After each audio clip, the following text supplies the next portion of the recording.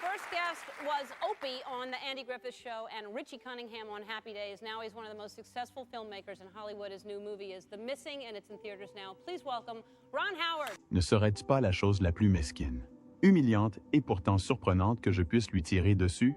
Ron Howard, autrefois enfant de star adoré et aujourd'hui réalisateur oscarisé, est depuis longtemps considéré comme le gentil garçon par excellence d'Hollywood.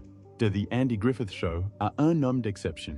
Il s'est forgé une réputation de calme, de respect et d'admiration à l'écran. Mayberry ressemblait à une famille soudée. Et oui, Howard a partagé de bons moments avec Andy Griffith et Don Knotts. Mais en coulisses, tout n'était pas amical. Il y avait une personne que Ron ne supportait pas. Quelqu'un l'a quitté profondément déçu. Et il n'était pas le seul. Cette même personne a déclenché une querelle privée avec Andy Griffith lui-même, une querelle qui a duré des années. La tension couvait sous la surface. L'amertume ne s'estompait jamais, et la vérité restait enfermée dans le silence.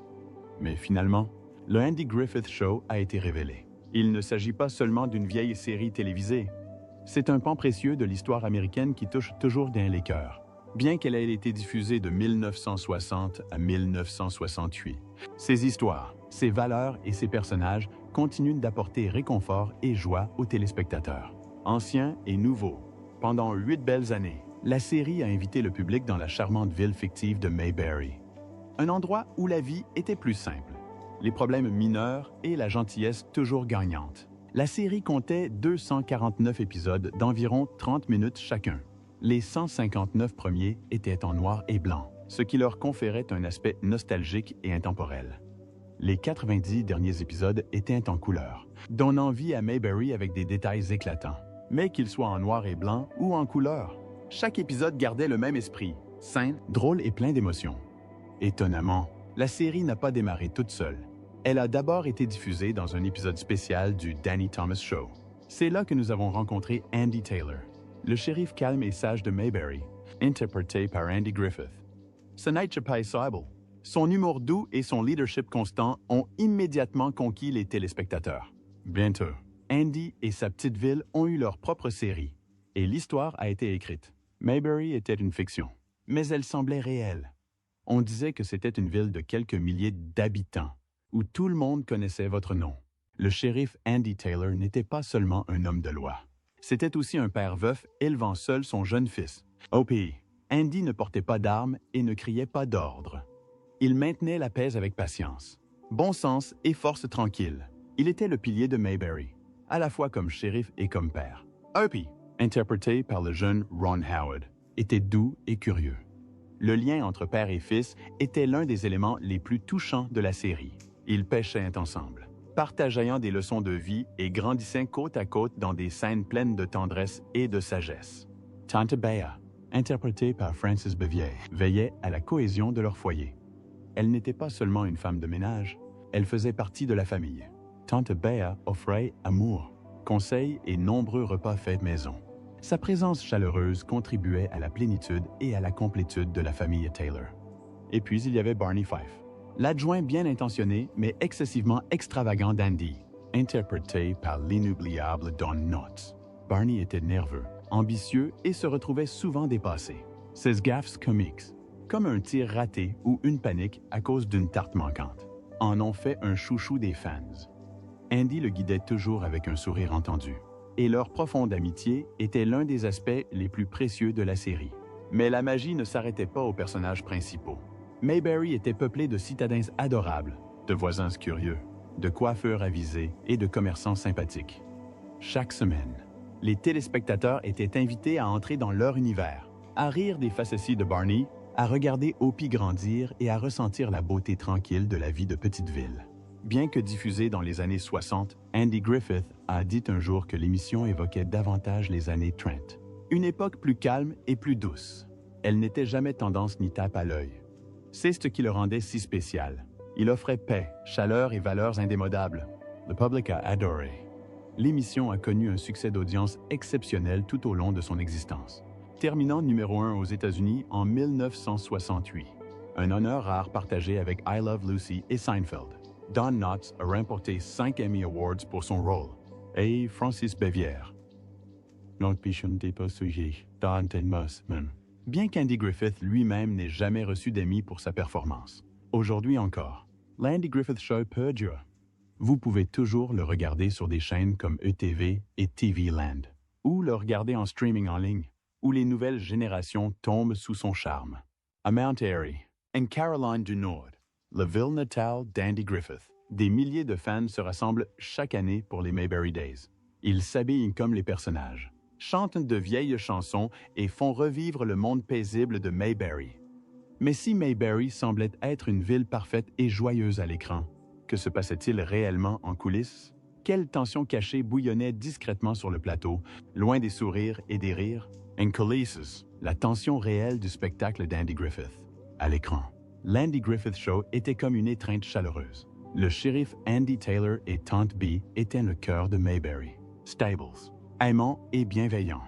Leur relation, empreinte de taquineries doses, de sagesse discrète et d'une profonde affection, a laissé croire aux spectateurs qu'ils formaient une véritable famille. Mais derrière la caméra, la relation entre Andy Griffith et Frances Bévière était bien plus complexe. Andy Griffith, qui incarnait le shérif calme et joueur, aimait la légèreté sur le plateau. Il aimait faire des blagues, faire des farces et créer une atmosphère conviviale et détendue. Frances Bévière, cependant, n'avait rien à voir avec Tante Bee lorsque les caméras ne tournaient pas. Actrice sérieuse, réservée et profondément professionnelle, elle n'appréciait guère les plaisanteries hors champ. Elle privilégiait la concentration et la structure, ce qui manquait souvent à l'ambiance décontractée du plateau. Ron Howard, qui jouait le jeune Opie Taylor, a remarqué ce fossé. Lors d'interviews, il a confié que Bévière ne s'était jamais vraiment senti intégré au groupe. Les acteurs formaient une famille soudée, mais Bévière restait distante. Les taquineries enjouées de Griffith étaient peut-être bienveillantes, mais Bévière ne les trouvait pas amusantes. Elle restait souvent discrète, et son sérieux contrastait avec l'énergie enjouée qui l'entourait. D'autres acteurs l'ont également remarqué. Howard Morris, qui a joué Ernest T. Bass et réalisé plusieurs épisodes, a dit un jour que travailler avec Bévière était comme marcher sur une mine. Même de petites demandes, comme lui demander de bouger légèrement pour la caméra, pouvaient engendrer des moments de tension. Elle a été fière de son travail et n'aimait pas être remise en question ou corrigée.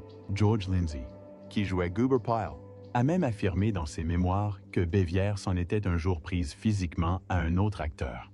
Que cette histoire ait été exagérée ou non, elle a contribué à l'image grandissante d'une femme souvent frustrée ou malheureuse en coulisses.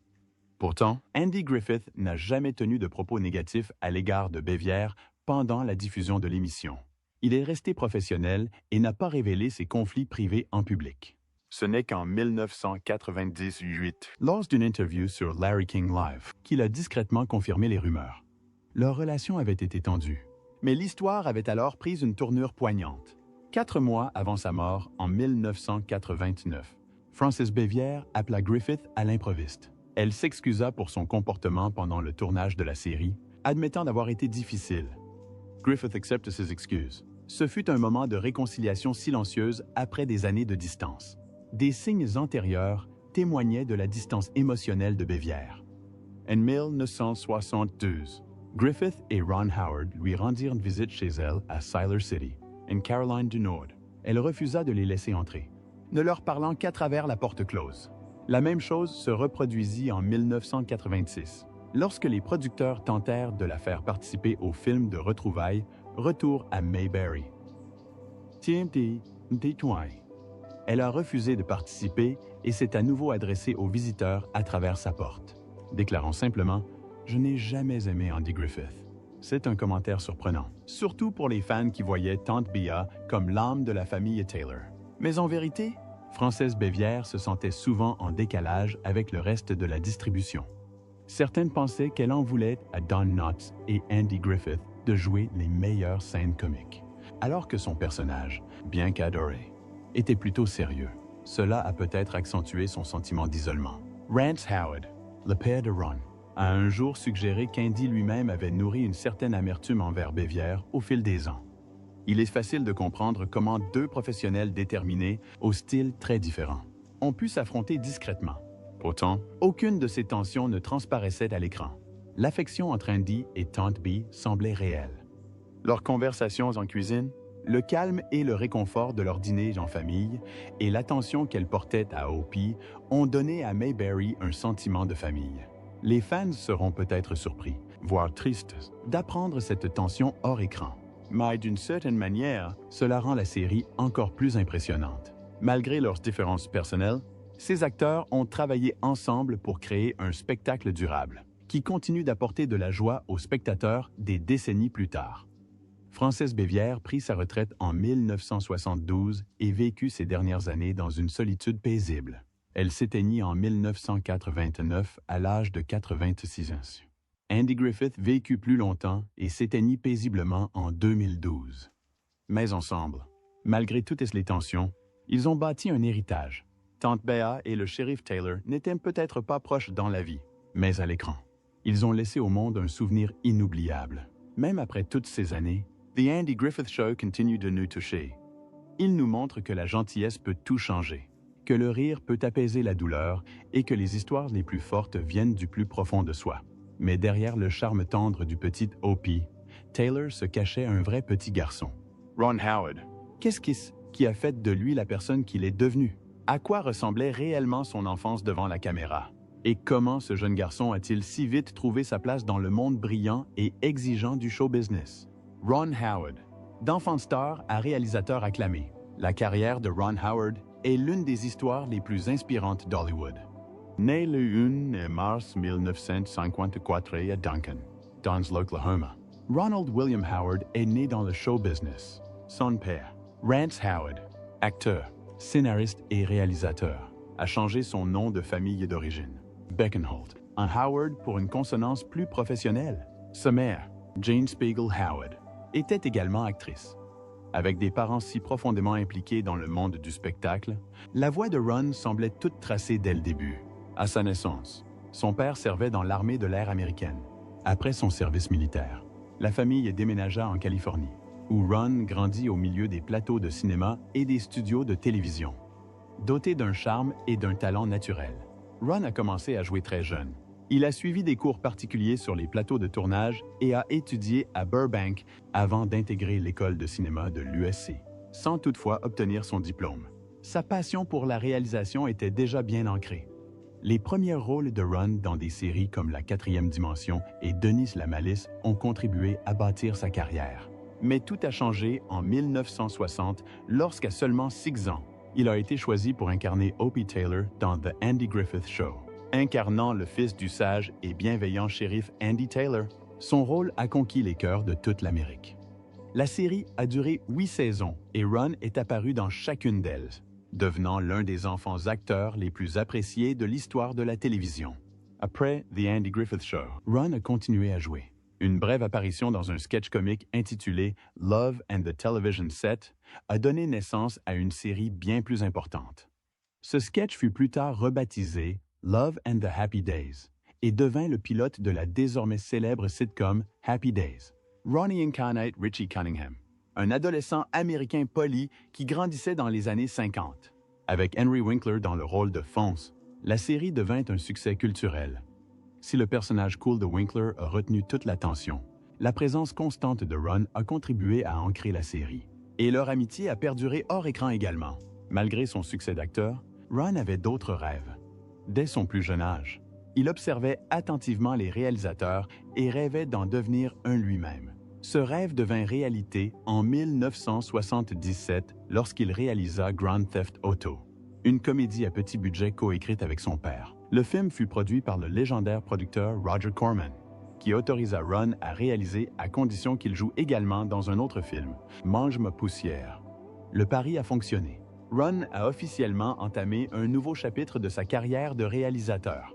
Il a continué à réaliser des téléfilms avant de connaître son premier grand succès avec Night Shift en 1982.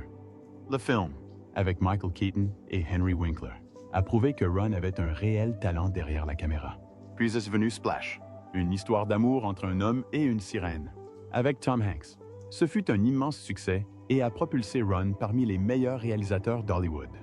En 1985, il réalise Cocoon, une histoire de science-fiction touchante sur des personnes âgées qui découvrent une piscine magique qui leur redonne un regain de jeunesse. Ce film remporte un franc succès au box-office et auprès des critiques, et vaut à Don Ameche un Oscar. En 1989, Parenthood sort au cinéma. Un regard drôle et touchant sur l'éducation des enfants. Avec des stars comme Steve Martin et Keanu Reeves, ce film connut un succès retentissant. À la fin des années 80, Ron Howard avait accompli un exploit rare. Il était sorti de l'ombre de la célébrité de son enfance pour devenir l'un des réalisateurs les plus respectés d'Hollywood.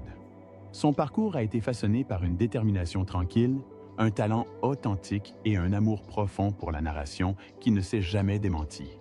D'un petit garçon de Mayberry à une force puissante derrière la caméra, le parcours de Ron reste l'une des histoires les plus inspirantes du cinéma. Dans les coulisses du succès et de la célébrité, qu'en est-il de son cœur? Pour un être aussi doux que Ron Howard, a-t-il jamais trouvé le véritable amour? Quelqu'un de spécial l'a-t-il accompagné dans les hauts et les bas de sa vie remarquable? Un couple parfait. L'histoire d'amour durable de Ron et Cheryl Howard. Dans un monde où les histoires d'amour entre célébrités s'estompent souvent aussi vite qu'elles ont commencé, l'histoire d'amour de Ron et Cheryl Howard brille comme une perle rare. Leur lien, né à l'adolescence au début des années 70, s'est renforcé d'année en année. À travers leur succès professionnel, leurs 4 enfants et leur présence sous les projecteurs, ils sont restés un pilier l'un pour l'autre. Aujourd'hui, plus de 50 ans plus tard, leur dévouement est toujours aussi émouvant. Leur histoire a commencé au lycée John Burroughs de Burbank, en Californie, alors qu'ils n'avaient que 16 ans. Ron était déjà une étoile montante grâce à The Andy Griffith Show, mais Cheryl n'était pas éblouie par la célébrité. Ce qui les liait était bien plus authentique. Le 1 novembre 1970, Ron est allé chercher Cheryl dans sa Volkswagen coccinelle vert menthe pour leur premier rendez-vous. Ils ont vu un monde fou, fou, et ont ensuite partagé une pizza.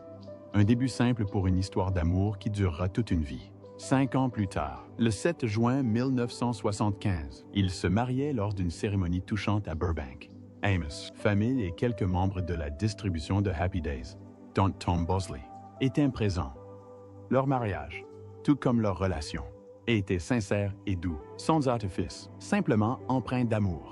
Ce qui est remarquable, ce n'est pas seulement qu'ils soient restés ensemble dans un milieu connu pour ses ruptures, mais aussi la profondeur de leur amour qui a perduré. Ron attribue souvent à Cheryl le mérite de l'avoir aidé à garder les pieds sur terre, alors qu'il passait du métier d'acteur à celui de réalisateur, aux commandes de succès comme Splash, Apollo 13 et Un homme d'exception. Cheryl était sa force tranquille. Ses petits mots d'encouragement manuscrits dans les moments difficiles devenaient pour lui une source de calme et de perspective.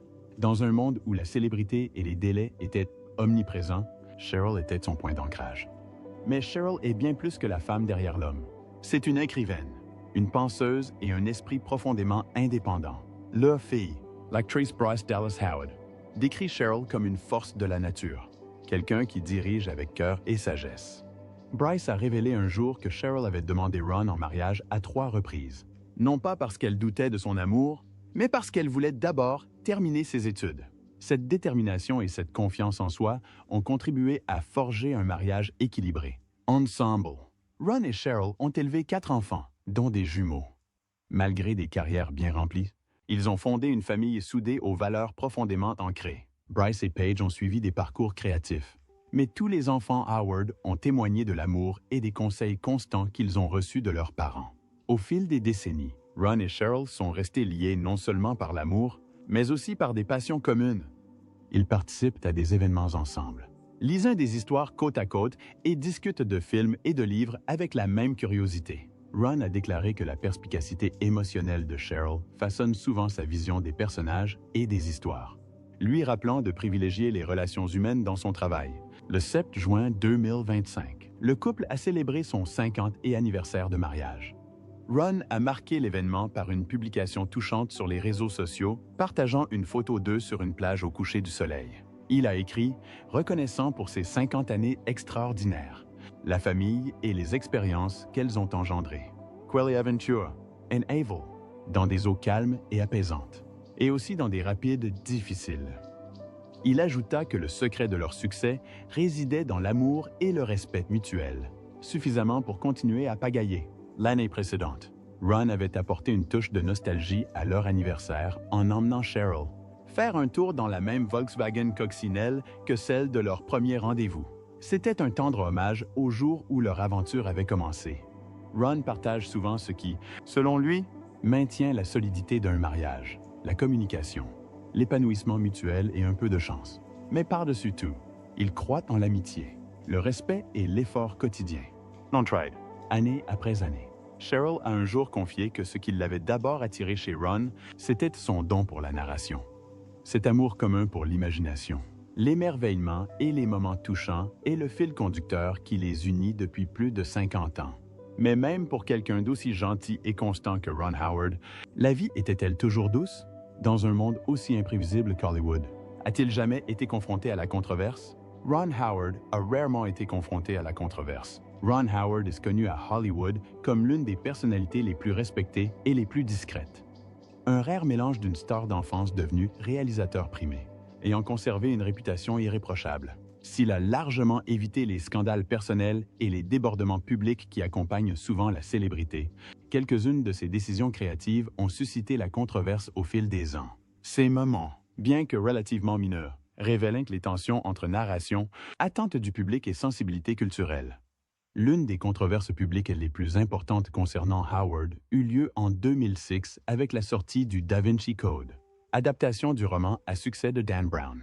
Malgré son succès commercial, le film suscita de vives réactions, notamment de la part des groupes religieux. Des organisations catholiques, notamment l'Opus Dei, accusèrent le film de propager des idées blasphématoires et de déformer l'histoire chrétienne. Certains ont exigé un avertissement précisant que le film était fictif. Howard a refusé, arguant qu'il s'agissait clairement d'une œuvre de fiction et qu'ajouter un avertissement compromettrait la liberté créative. L'incident a placé Howard au cœur d'un débat culturel houleux, mais il est resté calme et a défendu le film sans s'en prendre personnellement. Un autre sujet de discorde important est apparu avec Un homme d'exception, qui a valu à Howard l'Oscar du meilleur réalisateur. Le film racontait l'histoire émouvante de John Nash, un brillant mathématicien aux prises avec la schizophrénie, loué pour sa profondeur émotionnelle et ses performances remarquables. Le film a ensuite été critiqué pour avoir omis des éléments clés de la vie de Nash, comme la sexualité, un enfant né hors mariage et les accusations d'abandon de cet enfant. Les critiques ont accusé Howard d'avoir édulcoré l'histoire de Nash pour attirer un public plus large et attirer les Oscars. Howard a reconnu ses omissions, mais a expliqué que le film était censé se concentrer sur la maladie et le mariage de Nash, plutôt que d'en faire une biographie complète. Ce qui a le plus affecté Howard, c'est l'impact personnel des critiques sur Nash, suggérant que les réactions négatives dépassaient parfois les bornes. Au-delà de ces films spécifiques, Howard fait parfois l'objet de critiques plus larges concernant son style de mise en scène. Si beaucoup admirent sa polyvalence et sa maîtrise technique, d'autres estiment que ses films sont trop sûrs, soignés ou émotionnellement réservés. Certains le qualifient de « bébé oui », suggérant qu'il évite l'audace ou la prise de risque propre à des réalisateurs comme Quentin Tarantino ou Martin Scorsese. Cependant, beaucoup voient aussi cette constance comme une force, sa capacité à raconter des histoires touchantes avec émotion, même si elles ne sont pas provocatrices. Tout au long de sa carrière, Howard a répondu aux critiques avec professionnalisme et réflexion. Il ne s'emporte pas et ne cherche pas à faire la une des journaux. Il privilégie plutôt une narration réfléchie, une vérité émotionnelle et le respect des personnes derrière ses histoires, qu'il soit critiqué ou salué. Il reste concentré sur son art. De ses débuts dans le rôle d'Opie dans The Andy Griffith Show à sa carrière de réalisateur majeur à Hollywood, les rares affrontements de Howard avec la controverse sont davantage liés à des choix artistiques qu'à des échecs personnels. Dans une culture souvent portée par le scandale, Howard se distingue par sa constance discrète, son intégrité et sa capacité à gérer la critique avec grâce. Même quelqu'un d'aussi admirable que Ron Howard a ses limites. Alors, qui a franchi cette ligne? Et qu'est-ce qui le dérange autant chez eux? Ron Howard et ceux qui l'ont laissé tomber. Ron Howard a toujours semblé être l'une des personnes les plus calmes et les plus bienveillantes de Hollywood. Pendant plus de 60 ans, il s'est tenu à l'écart des scandales et des bagarres, se concentrant sur la narration de belles histoires. Que ce soit devant la caméra lorsqu'il était enfant de star ou qu'il ait réalisé de grands films plus tard, il est connu pour sa stabilité, son respect et son profond professionnalisme. Mais même quelqu'un d'aussi patient et poli que Ron Howard a ses limites. Et ces dernières années, quelques personnes l'ont poussé au-delà de ses limites. Des personnes qui ont tellement changé au fil du temps que Howard ne les a plus reconnus. Parmi eux figure J.D. Vance, l'auteur du best-seller Hillbilly Elegy, en 2020. Ron Howard a réalisé un film adapté du livre de Vance. Il a vu l'histoire comme une histoire de lutte et de survie, celle d'un garçon issu d'un milieu pauvre et difficile, qui a pourtant réussi. À l'époque, Vance n'était pas en politique. Il n'était pas sénateur et ne parlait pas beaucoup de ses convictions politiques. Cela convenait parfaitement à Howard. Il ne cherchait pas à faire un film politique. Il voulait simplement raconter une histoire personnelle sur la famille, la douleur et la résilience. Howard a travaillé dur sur ce film, avec Amy Adams et Glenn Close. Il a essayé de respecter le sujet et de se concentrer sur ce qu'il considérait comme le cœur de l'histoire, comment quelqu'un survit à une enfance difficile et garde espoir. Il n'a pas cherché à véhiculer de messages politiques, et Vance et lui n'ont pas vraiment abordé ce sujet pendant le tournage. Mais dans les années qui ont suivi sa sortie, tout a changé. Vance entra en politique. Il commença à s'exprimer d'une manière qui surprit et profondément décevait Howard. Le J.D. avec lequel Vance Howard avait travaillé semblait réfléchi, voire humble. Mais le nouveau Vance, celui qui occupait les scènes politiques, avait un ton complètement différent. Il commença à employer un langage fort, d'extrême droite, et à prendre des positions fermes avec lesquelles Howard n'était absolument pas d'accord. D'une voix calme mais ferme, Howard avoua son sentiment de déception. Il a déclaré avoir été choqué par certaines choses qu'il avait lues et entendues de la part de Vance. Il n'a pas qualifié Vance de mauvaise personne, mais son ton indiquait clairement qu'il n'était plus l'homme qu'il avait autrefois essayé de comprendre et de représenter honnêtement à l'écran. Les gens changent, a déclaré Howard. Et parfois, ils changent tellement qu'on ne sait plus qui ils sont. Ce qui a blessé Howard, ce n'était pas seulement le changement politique, c'était le sentiment de trahison. Il avait investi du temps, de l'attention et de la réflexion pour raconter l'histoire de Vance. Maintenant, voyant comment Vance se présentait au monde, Howard se disait qu'il avait peut-être contribué à promouvoir quelqu'un dont il ne partageait pas les opinions. C'était une affaire personnelle. Et pour Howard, qui a toujours traité son travail avec une profonde sincérité, la déception fut d'autant plus cuisante. Mais ce n'était pas la première fois qu'il travaillait en étroite collaboration avec quelqu'un qui le laissait froid. Bien avant de devenir un réalisateur primé, Howard n'était qu'un enfant jouant Opie Taylor dans The Andy Griffith Show. L'Amérique a adoré la série. Elle a été douce, simple et saine, et les gens ont supposé que les acteurs s'entendaient aussi bien à l'écran qu'en dehors. Mais cela n'a pas toujours été le cas. Une actrice en particulier a mis le jeune Ron Howard mal à l'aise, Frances Bavier, l'actrice qui jouait Tante Bee. Si son personnage dans la série était gentil, chaleureux et plein d'amour, Howard se souvient d'elle comme étant stricte, distante et difficile à approcher. Elle n'était pas vraiment méchante, mais elle n'était pas non plus amicale. Elle le traitait comme un acteur parmi d'autres, pas comme un enfant ayant besoin de chaleur ou d'encouragement. Une scène en particulier marqua Howard à jamais. Dans un épisode intitulé « The Pickle Story », Opie doit manger plusieurs pots des horribles cornichons faits maison de Tante Bee. Ce que le public ignorait, c'est que Ron Howard détestait les cornichons. Il devait les manger encore et encore devant de la caméra, prise après prise. Et avec Frances Bavière debout en face de lui, froide et sans sourire. Toute l'expérience devint pénible. Ce moment resta gravé dans sa mémoire, non seulement à cause des cornichons, mais aussi à cause de la façon dont elle le faisait se sentir petit, ignoré et invisible. Howard n'en parlait jamais beaucoup à l'époque. Il n'était qu'un enfant, et il faisait son travail sans se plaindre. Mais des années plus tard, lorsqu'on l'interrogeait sur ses débuts, il ne prétendait pas que tout était parfait. Il ne cachait pas la vérité. Frances Bavier, la femme que l'Amérique croyait si aimante, ne lui avait jamais témoigné la moindre affection ni la moindre chaleur. Ce n'était pas une dispute dramatique, juste un souvenir froid qui lui restait gravé. En tant que cinéaste, Howard sait que raconter l'histoire d'autrui est toujours risqué. Si vous omettez trop d'informations, on vous reprochera de cacher la vérité. Si vous en dévoilez trop, on vous dira que vous êtes allé trop loin. Dans tous les cas, c'est celui qui raconte qui est blâmé. Et dans le cas de Hillbilly Elegy, ce fardeau semble désormais plus lourd, car l'homme au cœur de l'histoire est devenu quelqu'un que Howard ne respecte plus. Pourtant, Howard n'a pas réagi violemment. Ça n'a jamais été son style. Il n'a pas insulté Vance ni déclenché de polémique publique. Au contraire, il a choisi de parler avec prudence, choisissant ses mots avec la même attention qu'il porte à ses films. Il a exhorté les gens à être attentifs, à écouter ce que disent les politiciens et à voter avec prudence. C'est cela, Selon lui, le plus important, même enfant acteur, Howard possédait une force tranquille. Il savait garder la tête froide, travailler dur et aller de l'avant. Mais ses premières leçons, comme le malaise qu'il ressentait avec Tante Bee, lui sont restées gravées dans la mémoire. Elles lui ont appris à distinguer la vraie chaleur de la gentillesse forcée. Elles lui ont appris à reconnaître l'authenticité d'une personne. Howard n'a jamais souhaité devenir une voix politique. Il s'est toujours davantage intéressé aux histoires sur deux personnes, aux luttes et aux triomphes humains. Mais parfois, histoire et politique entrent en conflit. Et quand cela arrive, Howard estime qu'il est important de s'exprimer, même avec douceur. Il ne méprise pas grand monde, mais il ne fait aucun doute qu'il se sent abandonné. D'abord par une co-star qui a transformé une série chaleureuse en quelque chose de froid, puis par un homme qu'il avait autrefois tenté d'aider, devenu quelqu'un qu'Howard ne pouvait plus soutenir. Ces expériences ne l'ont pas rendu amer, elles l'ont rendu plus sage. Et maintenant, alors que Vance est encore plus sous le feu des projecteurs, devenant peut-être le prochain vice-président, Howard a exprimé clairement ses sentiments sans élever la voix. Il ne cherche pas à réécrire l'histoire. Il essaye de rappeler aux gens quelque chose de plus profond.